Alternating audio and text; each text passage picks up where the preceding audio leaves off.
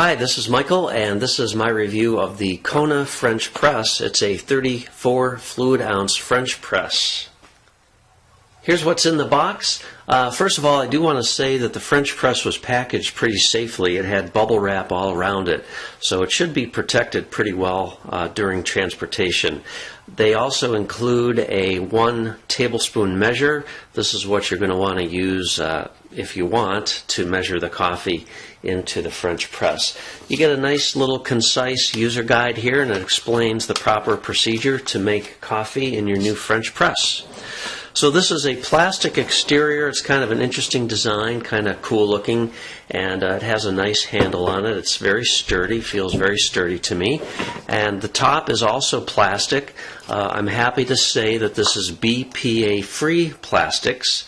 There are slots here, so you want to make sure those slots are oriented towards the front of the spout when you're actually pouring the coffee. That'll prevent some messes. And the internal pieces here are all stainless steel.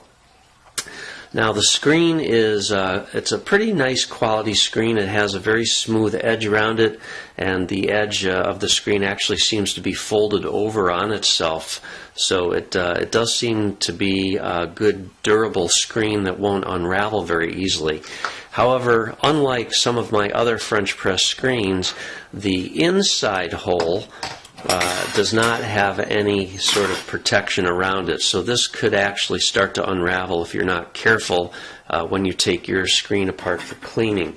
Now another screen that I have on another French press of mine does have like a washer sort of around the inside, and that helps protect it, but this does not. In any case, this is all stainless steel material here. It won't rust. And you just want to be careful when you're handling the screen, because you don't want to get any creases on the edge. Otherwise, that is going to cause coffee to sneak by the screen as you're plunging the screen through the grounds. So this is 34 fluid ounces. Typical coffee recipe usually says 1 tablespoon of ground coffee per 6-ounce cup. And if you read a Starbucks package, they'll actually say 2 tablespoons of coffee per 6 fluid ounce cups. So it really depends on the type of coffee you're using, how strong you like your coffee, and what the grind of your coffee is.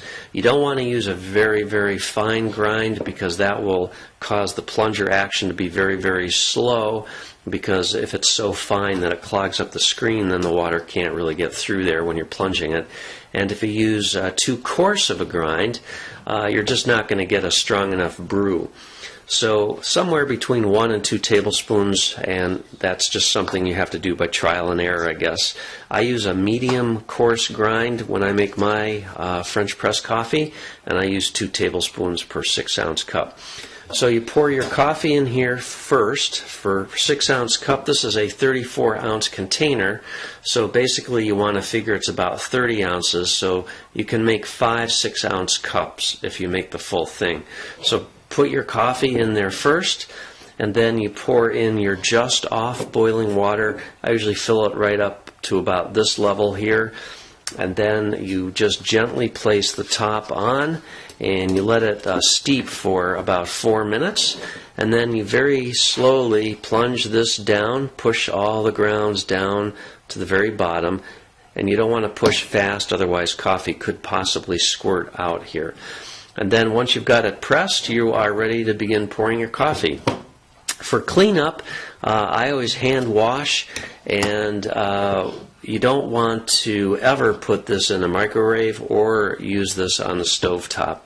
And a couple other secrets, I usually give my coffee a little bit of a stir once I pour the boiling water in there, but always use a wooden spoon. Don't ever use a metal spoon or anything metal in here, because you could chip and or crack the borosilicate glass.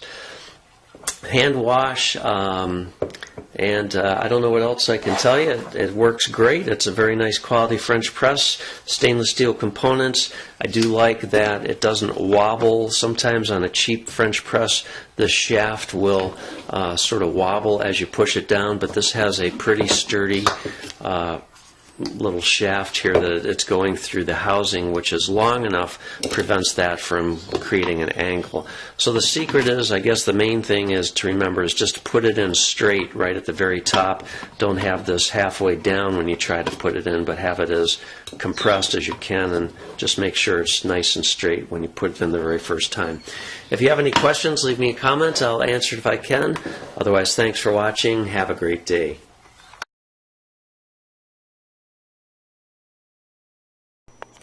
Okay, this is the KONA French press.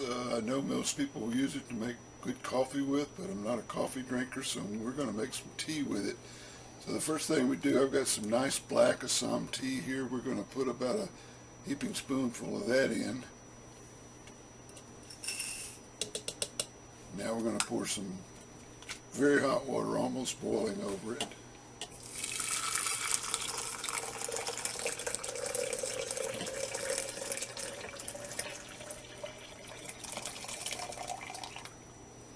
And now we're going to let that steep for about 4 or 5 minutes. And after we stir, I'm sorry. There we go. Now we'll let it steep. Well, 4 minutes or so have gone by. We've got a nice steeped pot of tea here. Now we're going to use the press part. Just place it in the top, push it slowly down, line the top up with the pouring spout, and press. This will push the tea to the top and push any tea leaves down to the bottom and trap them.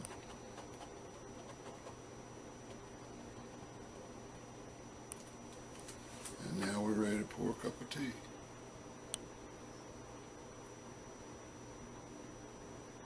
That smells so good, I can already smell that tea right now, and it's very enticing.